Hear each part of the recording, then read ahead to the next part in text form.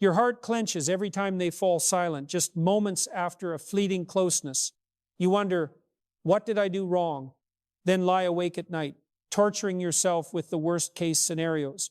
Each time they pull you into an embrace, you hold your breath, bracing for that sudden U-turn, a careless message, a vanished phone call, a withdrawal without explanation. In that split second, you're left questioning, are they building something real with you, or merely testing whether you can endure their endless emotional game? You've caught that hurried look in their eyes, the swift retreat mere seconds after you bared your soul, and your chest aches when you realize it's an invisible test. They need to know if you can tolerate their need for space without resentment, maintain your boundaries without giving up, and most crucially, self-soothe when they vanish.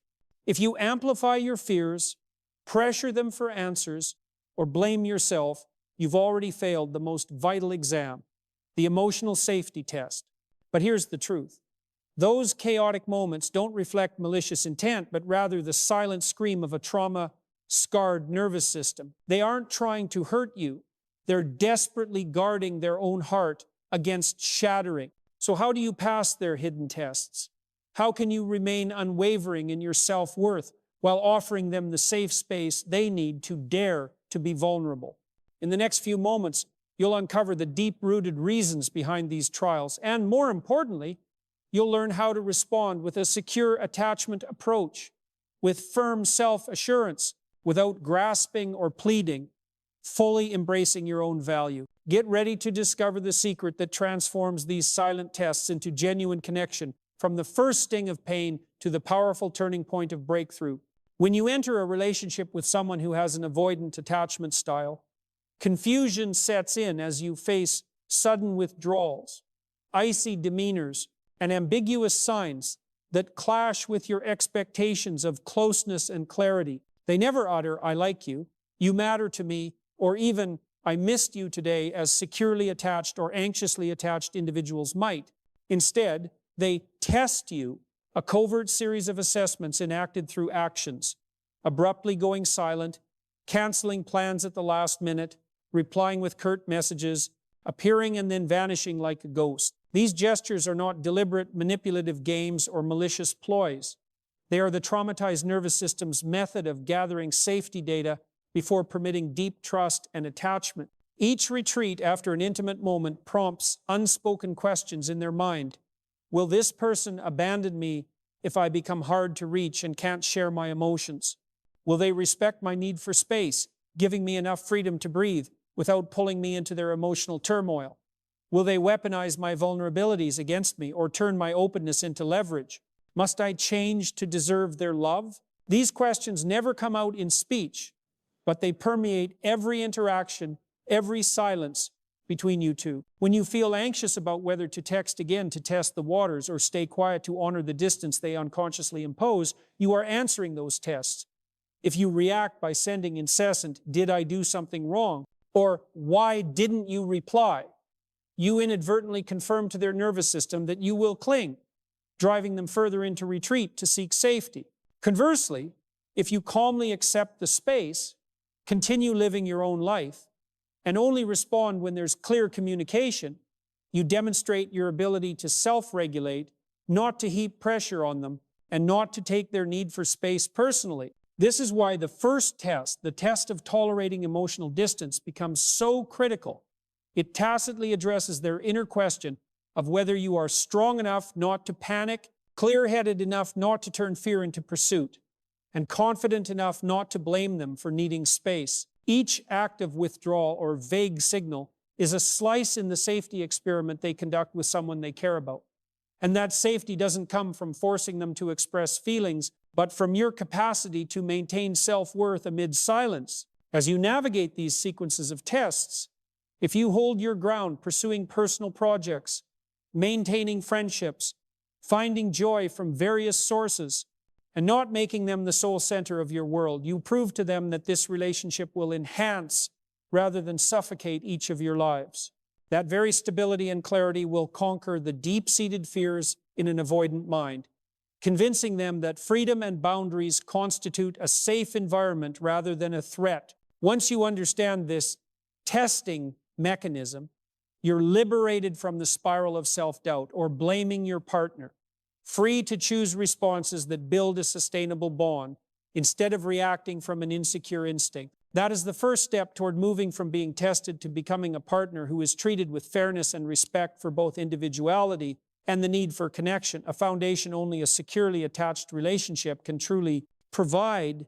Having grasped the first mechanism of being tested, the ability to tolerate their emotional withdrawal and recognize that every time they pull away, it's simply their way of gathering safety data, we now move to a deeper exploration of the specific tests avoidantly attached individuals commonly employ. These hidden probes will determine whether they feel safe enough to open up their heart or will retreat into familiar defense. In the previous section, we outlined why they don't communicate with straightforward affirmations like, "I like you," "You're important to me," or even "I missed you today," but rather use behavior, sudden silence, cold detachment, unexplained distance, or curt replies to gauge you.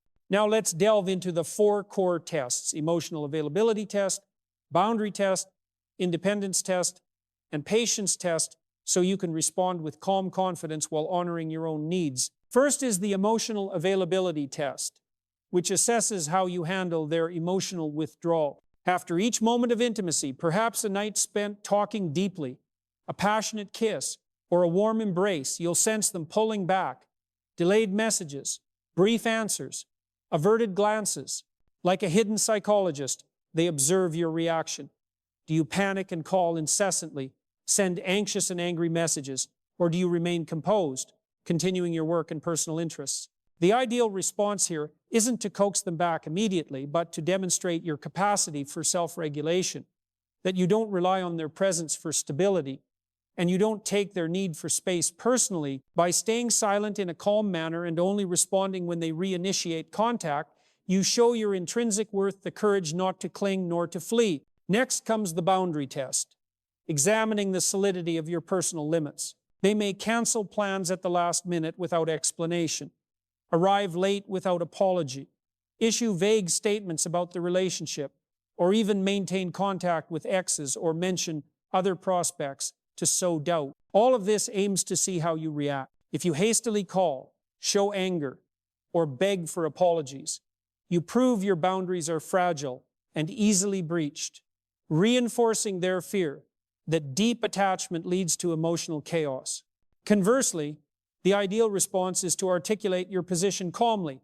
"I understand plans change, but next time, please give 24-hour notice if you need to cancel so I can adjust my schedule. Otherwise, I'll make other arrangements." This statement asserts your limits while offering them freedom of choice, training their nervous system to view boundaries as safety, not constraint. The third is the independence test, checking your acceptance of their autonomy. Avoidantly attached people fear excessive merging will obliterate their sense of self, as they've learned to associate closeness with being overwhelmed. They maintain a highly independent lifestyle, refusing to share every detail, enjoying solo outings or gatherings with their own friends, keeping most decisions private. They need to see if you interpret this as rejection or as a healthy aspect of their personality. The ideal reaction is to respect their space, abstain from demanding full integration, and cultivate a rich personal life. Pursue your own hobbies, meet friends, and follow personal projects and passion. By celebrating those independent experiences rather than resenting them, you demonstrate that you don't base your self-worth on their presence, providing them the safety to believe attachment to you won't cost them their freedom. Finally, there is the patience test, evaluating your tolerance for the slow pace of relationship development. For them, milestones unfold gradually, defining what we are, uttering, "I love you," meeting family, making long-term commitments, all measured in weeks, months, or even years. They watch to see if you pressure them for commitment or if you display the patience to inhabit the present moment without labeling the relationship by your own timeline. The optimal response is to embrace each moment as it comes, to genuinely applaud small steps forward, and to continue building your life independently. When an avoidant partner utters a first tender admission, if you don't rush them but instead celebrate their courage,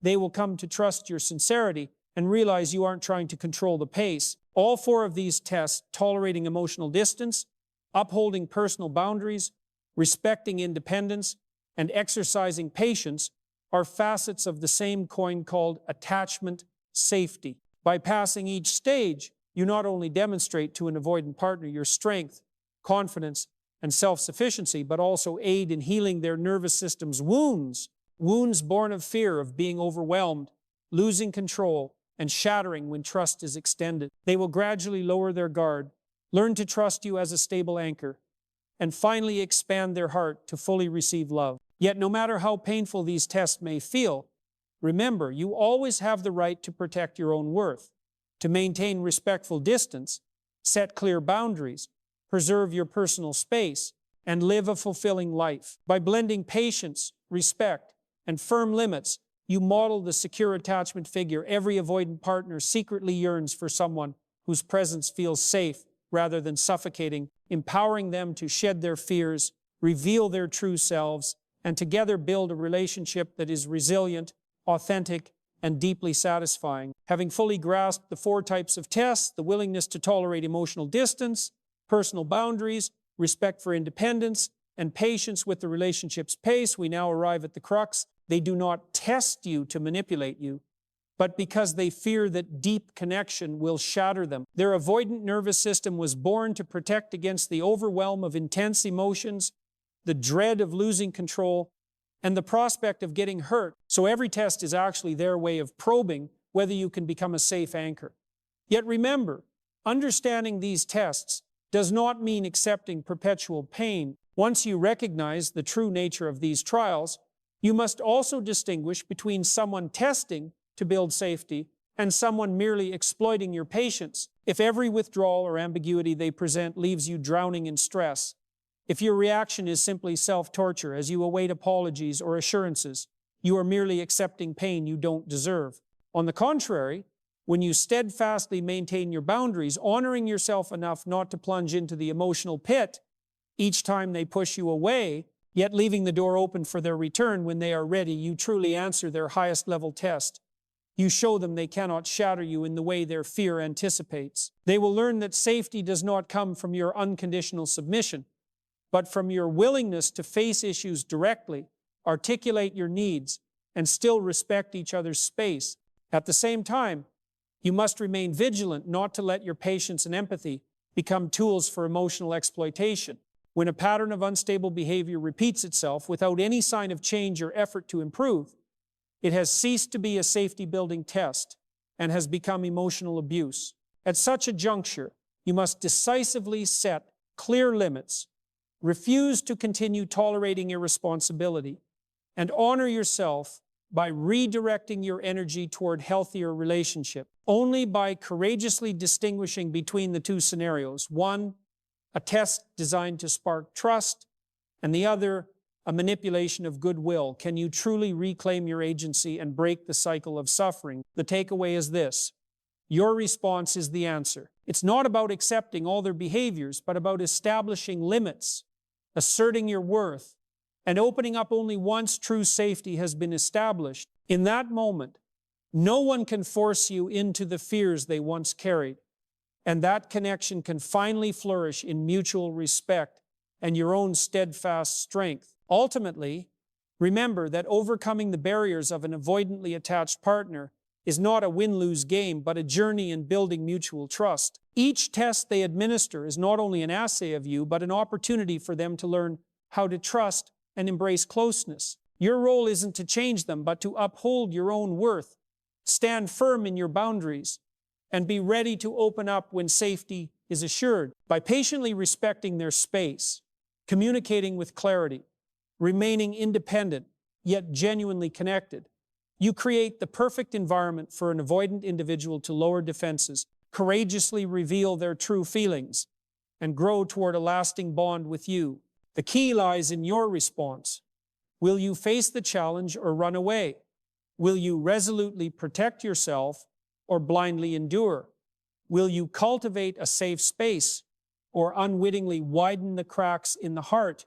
When you balance inner strength with understanding and patience, you not only pass every test, but also embody the ideal, secure attachment, a relationship in which both partners thrive, feel secure, and become whole together. Start today. Define your boundaries clearly. Express your needs openly. Maintain a rich and fulfilling life, and listen with an open heart. In doing so, you not only help an avoidant partner open up, but also grant yourself the freedom to experience love that is respectful, liberating, and steadfast.